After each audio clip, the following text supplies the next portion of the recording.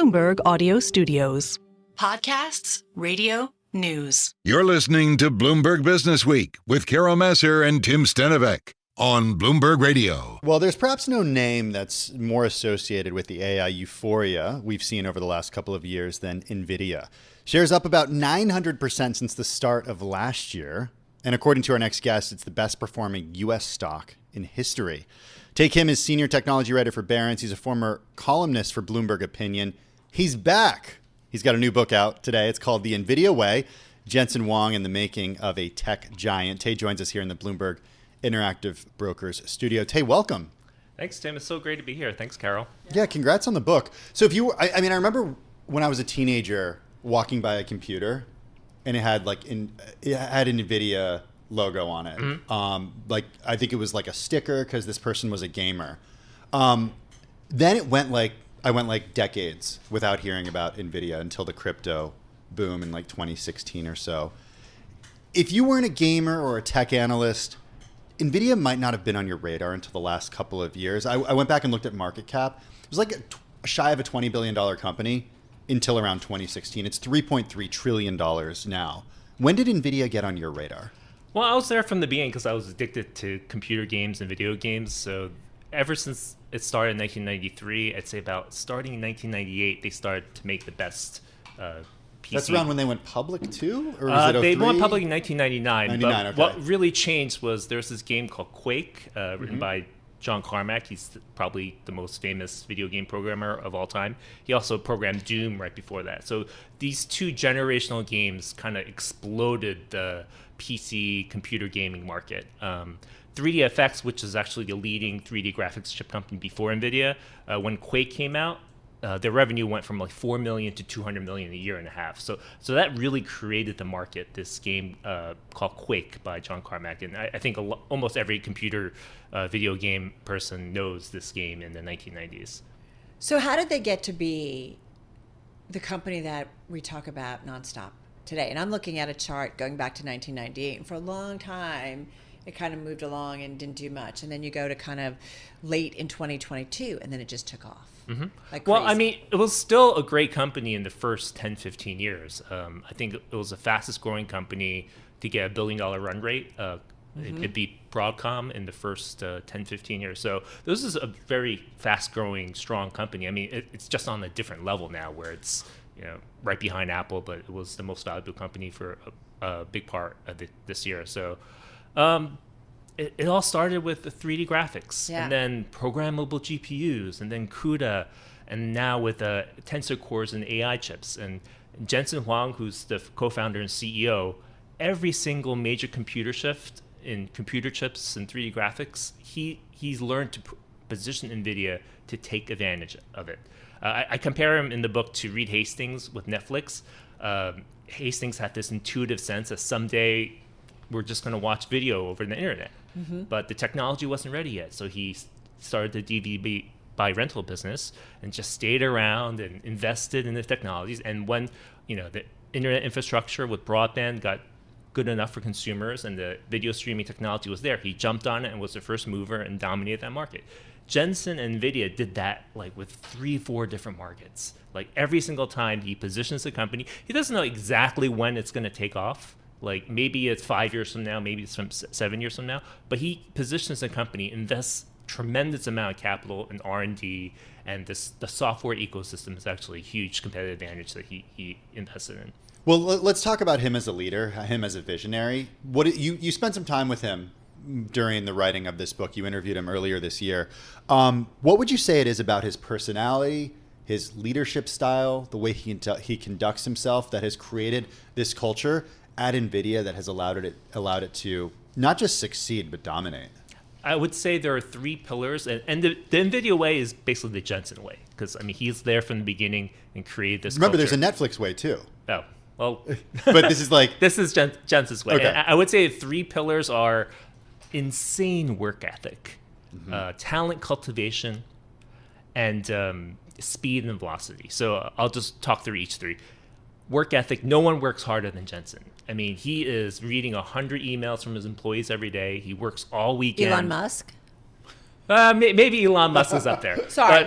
But I'd even argue compared to Elon, Yeah. maybe Jensen works more. Like Yeah. he says he can't. When he goes to the movie theater, he can't remember the movie because he's constantly thinking about work all day. He lives and breathes work, and work is relaxing. Like he drinks a Highland Park scotch late at night and Sunday, and he's going through emails and like peppering his employees, do this, do that, and that's his life. So even at the beginning, like I have these stories when I talk to these early employees, like they're working past midnight, waking up at 4 or 5 in the morning, and this is a time when Intel was about to crush them. And I had this one employee telling me, well, Jensen just inspired me to work even harder. So even though like I should go back to bed and I really want to go back to bed, I'm going to get to work early and work even harder. So work ethic, no one's going to beat Jensen when it comes to work ethic. He's a workaholic and will outwork anyone. In terms of talent cultivation, he knows that the only way you win in technology is hiring the best people. So he's constantly recruiting. Every time he interviews or talks to someone, he goes, who have you worked with in the past that were rock stars? Yeah. And he pockets that knowledge. And then 3 years later, he's like recruiting that person, constantly badgering them. And sometimes they say no in the beginning. It's like, no, I don't want to leave my cozy company.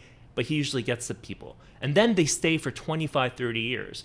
And the reason is partly Nvidia wins and everyone wants to stay on the winning team. Right. But second, it's just there's this great culture inside Nvidia that even though there's 30,000 people, and I write a lot about this in the book, I think large parts of corporate America and the technology industry suffer from dysfunction from internal politics, where you're spending half your day trying to please your boss's boss instead of doing what's right for the customer and for the company itself. NVIDIA calls this mission as the boss.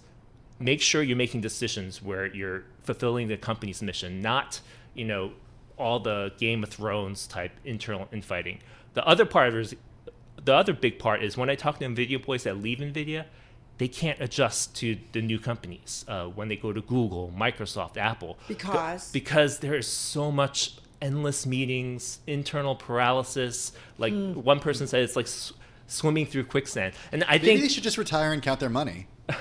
Yeah. But a lot of people. But it's interesting to talk about. Like, we talk about company culture. We work with a company that's got a very distinct culture as well. But it makes me think NVIDIA wasn't just, we were at the right place at the right time. It sounds like, has been constantly checking where does this market go? Because if you think about the timing of AI, like just how it all happened, this wasn't just accidental, wow, I got it right. No, not at all. I mean, he was investing CUDA, which is the reason why NVIDIA is kind of doing really well in AI, the ecosystem of CUDA. He invested in that in 2006. And then when deep learning took off in 2013, he was like, we need to invest in AI software libraries, and we need to go to campuses and like spread the religion of CUDA. Explain what CUDA is. CUDA is a programming platform for parallel computing, which is what NVIDIA GPUs do. So basically, NVIDIA's, they call it accelerated computing, but it's basically just parallel computing where each GPU has thousands of tiny little processors. And most computer PCs run on CPUs, which have 4 to 8 processors normally. So NVIDIA's kind of computing architecture is based on this parallel, tiny processor mentality. And Jensen, from the beginning, even in 1993, saw this as the future of computing.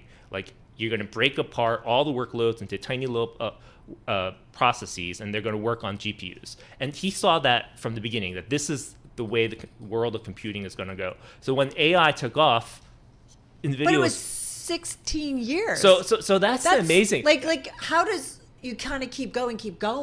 Because he knows, like I said about Netflix, he knows where the future is going to go. Yeah. And he will keep I mean, the amazing thing about CUDA is all these. I have a chapter in the book about Starboard Value, who's a very famous activist hedge fund. Yeah, totally. They were board members at NVIDIA were worried when Starboard took a big position that they were going to clamp down on CUDA, because Wall Street was all over Jensen for investing so much in CUDA. It was taking die space on the chip. It was crushing their gross margins for years. Right. And he kept doing it because he was convicted this would be the future. Yeah. And luckily for Nvidia, Starboard didn't go activist. They kind of pressured Nvidia. Nvidia did a big stock buyback. The stock went up for 20% in a very short period, and Starboard was like, I'll take that gain. Then Jeff Smith told me that he was like, I should have never sold Nvidia. He met with Jensen. He was impressed by Jensen. Seriously? Yeah, he took the short-term gain, and that's history. But yeah, Jensen does that all the time. I mean, the two key technologies for video game GPUs that the reason why gamers spend up to $1,600 to play video games on a computer is DLSS, which is this AI upscaling technology, and ray tracing, which helps the GPUs do lighting better. Like it's amazing.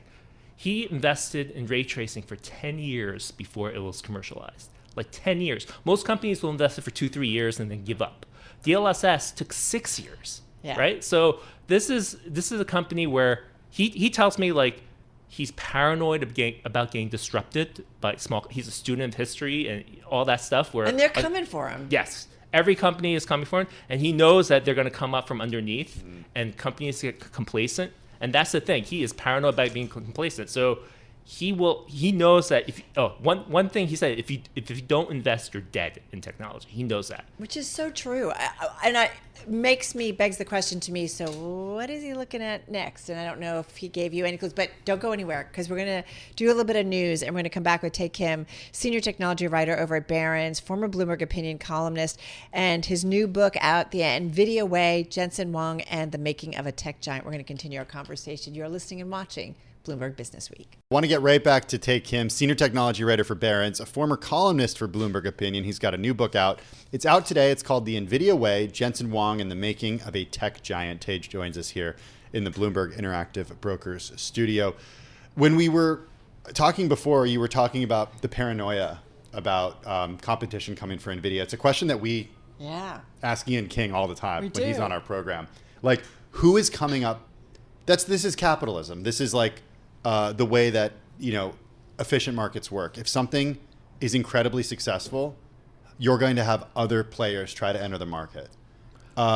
Who's coming after Nvidia? How big of a barrier or a moat do they have? So most Wall Street analysts, investors are worried about the big hyperscalers. So the Microsoft Azures, the Google Clouds, Amazon. So all of them are making their own versions of AI chips. Yeah, we had an Amazon story just a couple of weeks ago about the effort in Austin, Texas, that they're doing there to try to take on Nvidia. And empirically, it makes sense. These are huge companies that can invest billions of dollars in R&D, but I'm not worried about the hyperscalers at all. The problem is why? Because Google has amazing technology for TPUs, but no one uses it because everyone's afraid of getting locked in, and the performance isn't as good. So when I talk to AI startups, they're like, I'm not going to lock myself into Google. I mean, Google has a reputation of like building stuff and then giving up and moving on. I mean, we've seen that time. Google Stadia is a great example with the cloud video game streaming.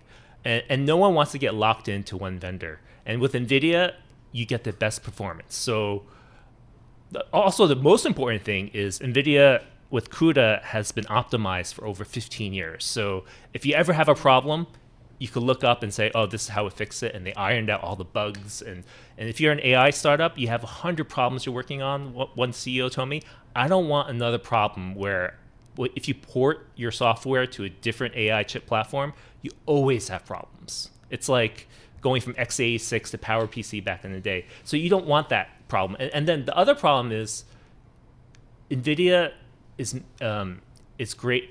One of the biggest competitive advantages is they accelerate product cycles. So back in the 1990s, the way they drove all their competitors out of business was the typical video game chip took 18 months to design and ship. And they're like, forget that. We're going to do it every 6 months.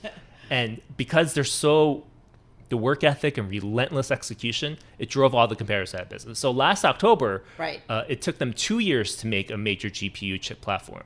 And they're like, forget that. We're going to do that every year. So why would you switch to a different platform to save a little money on the hardware side when Jensen is going to come out with a better AI GPU platform every 12 months? That's 30 times faster. It's hard to compete with that. Yeah, you can't. And the technical risk is a huge thing because if you port your stuff over, It might not work. There might be bugs, and you don't want to risk that. Like time to market, if you're an AI startup right now, it's everything. And the fastest time to market is by using Nvidia. And yet, as you write, Jensen's always looking ahead. What's next? It sounds like he's constantly churning and looking at whether it's 5 years from now, 10 years from now, as you talk about the things that he was investing in for a really long time, including these AI chips. So where is he looking next? So I've listened to hundreds of hours of the speeches the last few years. The internet's an amazing thing. I've talked to him directly. And I know the two most important things he's most excited about. Number one is digital biology. This area is just perfect for the AI computation power that's just going up exponentially. So making drugs. Exactly. It's drug discovery, molecule simulation. Medicine, stuff like that. All that stuff. And I've talked to a drug startup. I talked to the head of Bristol Myers Squibb Digital, and they're seeing vast productivity gains by using NVIDIA AI server systems. And it makes sense. All these companies, especially the big companies, have decades of clinical data that they could put into these AI GPU systems. And the thing that is really critical that's leading to innovation is that you're getting these AI GPU clusters that are scaling from 16,000 GPUs and now to 100,000. And now they're building 1 million. That it's just a matter of time. So this vast amount of computing power can access and digest all that data, figure out all the permutations and simulate all the biological interactions. And you could figure out drugs that could cure disease. Be very specific. It does seem like Nvidia is inextricably bound to Jensen and Jensen to Nvidia. What's the succession plan? Great question. First of all, he doesn't. I don't see him giving up Nvidia anytime soon. This is his life. This is what he enjoys. So I'm completely 100% convicted that he's not planning to leave anytime soon. I mean, this is the love of his life. He says, "I love Nvidia all the time." Everybody gets older. Everybody gets older. But how much of the company is him? Like we talk about this when you've got an individual so identified with the company that if, God forbid, are there individuals? I mean, after Tim Cook, they were able to figure out their way forward. After Steve Jobs. I mean, forgive me. I'm sorry, Tim. After Steve Jobs, but you know what I'm saying? Yeah, I mean, I think that's the critical question. He talks about how he kind of configured and structured NVIDIA to be a race car that he could steer perfectly. It's perfectly matches his way of managing a company. I think it's the question for every big company, right? Like this succeeding CEO, who it is matters. I mean, do you get a John Scully who almost drove Apple out of business? Right. Or do you get a Satya Nadella who just took Microsoft to new heights? I mean, that's a question for every company. One question we really want to know, did you get to see the closet where all the leather jackets are? No. What? Come on. But it's such a part of him, right? Yes, No questions or anything came up? I did not focus on the leather jackets. I probably should have. I did not ask about that, but Part 2. Yeah. Future column. Yes. Great deep dive about a company that we talk about, I feel like, on a daily basis and really has kind of changed, certainly, the investment narrative in a big way. Take him, senior technology writer for Barron's, former columnist for Bloomberg Opinion. The new book, it is out today, The NVIDIA Way, Jensen Huang and the Making of a Tech Giant. Shares of NVIDIA, by the way, today, they were actually lower, down about 2.7%. Still, though, Carol, this year, up 173%, $3.3 trillion market cap. Yeah, doing okay, I would say. Yeah, that Definitely. comes after, last year's record run as well? It was up to almost 240% last year. Yeah, it's quite a run. Great stuff. Check it out, folks, and we'll probably include that in our weekend podcast too. Interesting stuff. This is Bloomberg Businessweek.